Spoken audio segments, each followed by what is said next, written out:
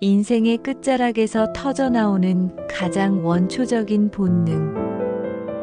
100세 시대의 로맨스입니다. 밤이 되면 그녀의 방문 너머에서는 남편의 것이 아닌 거친 숨소리가 새어나왔습니다. 한 남자의 샘물로는 채울 수 없는 갈증을 가졌던 여인. 그래서 그녀는 밤마다 새로운 샘을 찾아 나섰습니다. 한 여인의 뜨거운 갈증이 조선의 굳건한 제방을 무너뜨린 그 아찔한 밤의 기록 속으로 여러분을 초대합니다. 잠시 후 시작될 이야기가 기대되신다면 구독과 좋아요를 먼저 눌러주세요. 더 깊고 아찔한 이야기를 만드는데 큰 힘이 됩니다.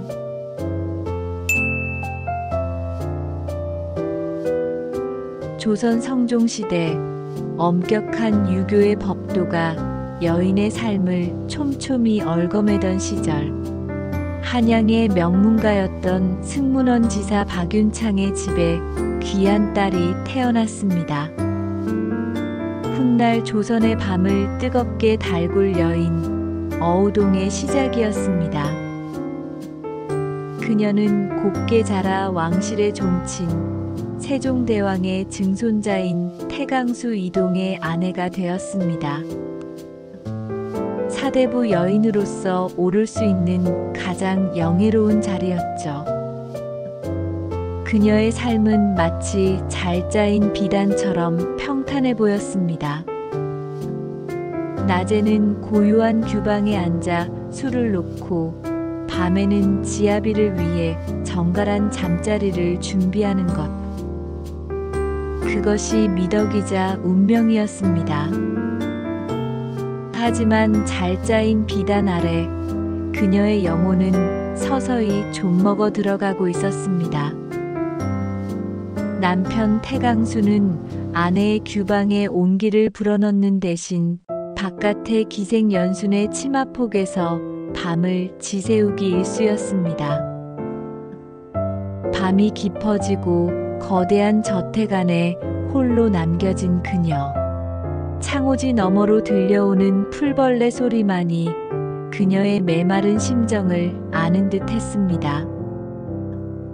아무도 찾지 않는 방 안. 싸늘하게 식어버린 이부자리의 냉기는 마치 자신의 살갗을 파고들어 심장까지 얼어붙게 만드는 듯 했습니다. 그녀는 닫힌 우물이었습니다. 아무도 두레박을 내려주지 않는, 그리하여 그 깊은 곳의 물은 썩어가고 있었죠.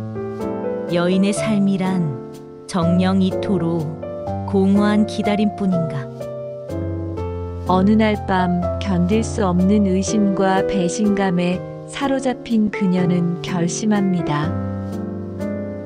하녀의 허름한 옷으로 몸을 감싸고 자신의 신분을 숨긴 채 남편과 기생이 만난다는 집에 담벼락에 그림자처럼 몸을 숨겼습니다.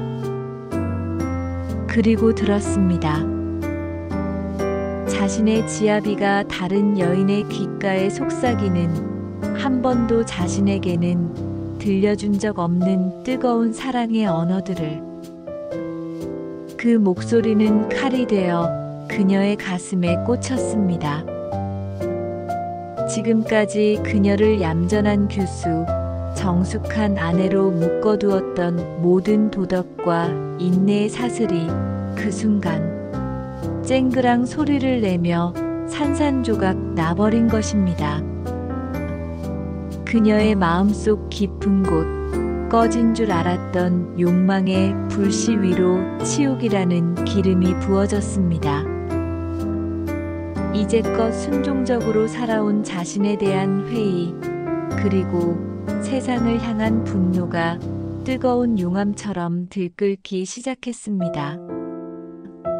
실록은 그녀의 첫 일탈을 무심하게 기록합니다.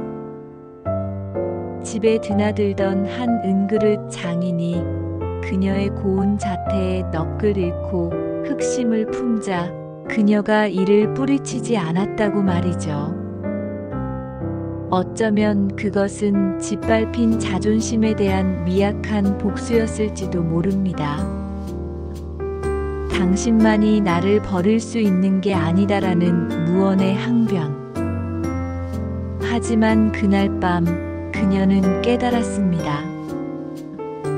한번 맛본 금지된 과실의 맛이 얼마나 짜릿한지, 그 낯선 사내의 거친 손길이 자신의 굳게 닫힌 빗장을 얼마나 쉽게 열어젖히는지, 그리고 자신의 젊음과 아름다움이 사내들의 이성을 얼마나 무기력하게 마비시킬 수 있는 강력한 무기인지를 말입니다. 메말랐던 우물에 금지된 비가 내리기 시작한 것입니다. 결국 남편에게 소박맞고 친정으로 쫓겨난 그녀. 이제 그녀를 올가맬 굴레는 아무것도 없었습니다. 그녀는 더 이상 순종적인 박씨 부인이 아니었습니다. 스스로에게 어우동이라는 새 이름을 주었죠. 함께 어울려 하나가 된다는 그 이름처럼 그녀는 이제 조선의 모든 사내들과 어울려 놀아보리라 결심합니다. 낮에는 두문불출하며 책을 읽고 시를 짓던 그녀는 해가 지고 밤에 장막이 내리면 화려한 비단옷을 차려입고 밤의 여왕으로 변신했습니다.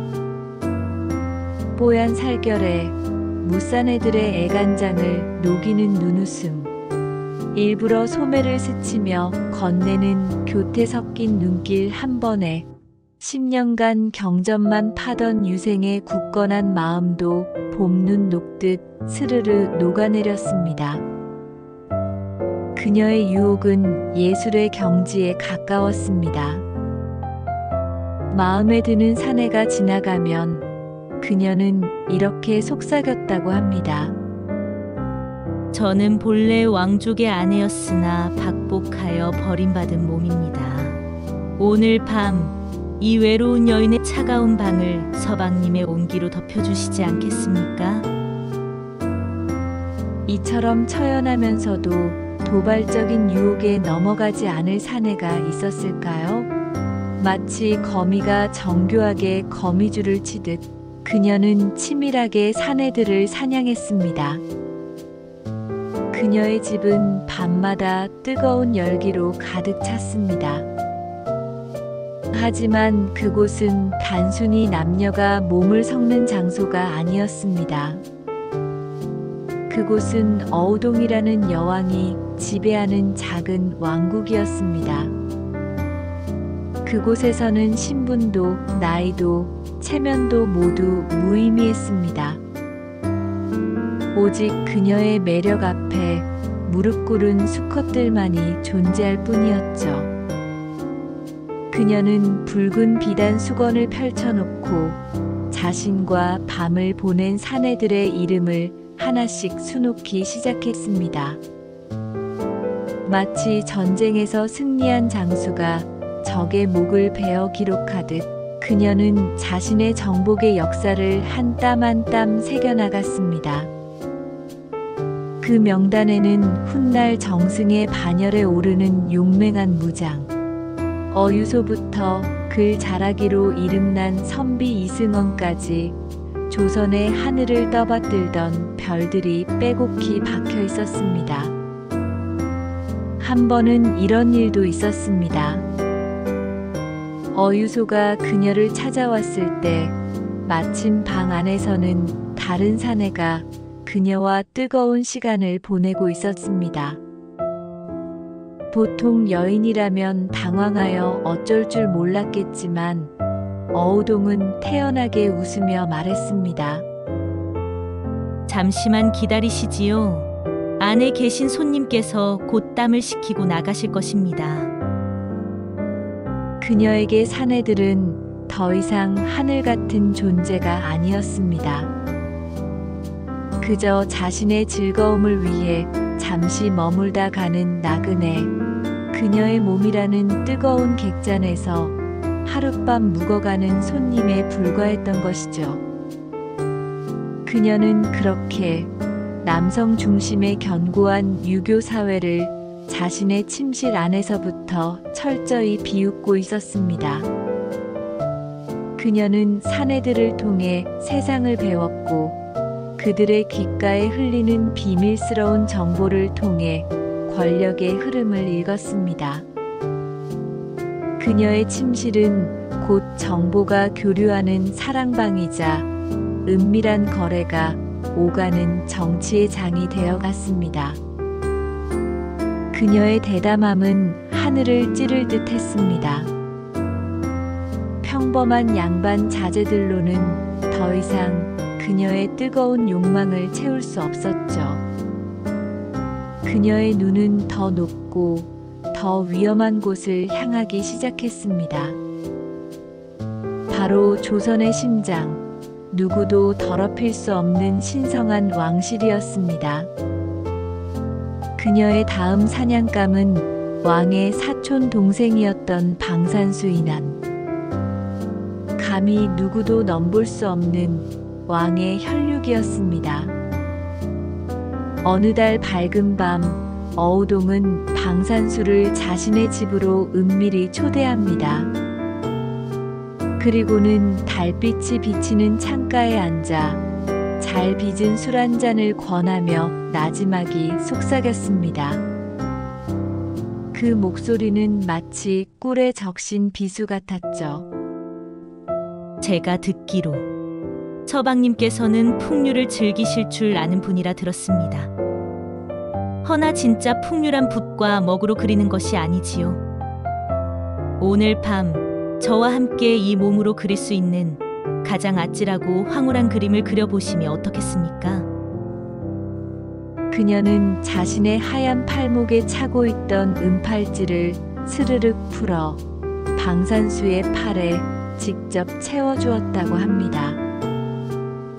차가운 은의 감촉이 그의 뜨거운 피부에 닿는 순간 거부할 수 없는 전율이 그의 온몸을 휘감았을 겁니다. 이것은 제가 서방님께만 드리는 정표요입니다. 이제 서방님은 제게 묶인 몸이십니다. 그녀의 뜨거운 숨결이 그의 귓가를 적셨을 때 방산수의 마지막 남은 이성의 끈은 힘없이 끊어지고 말았습니다. 그날 밤 두 사람은 밤새도록 서로의 몸을 탐하며 낯선 지도를 그렸습니다. 그녀는 붓이 되었고 그는 먹이 되어 서로의 몸 위에 지워지지 않을 글씨를 새겼습니다. 왕의 지친을 제 아래에 눕혔다는 사실은 어우동에게 이전과는 비교할 수 없는 짜릿한 정복감을 안겨주었을 겁니다.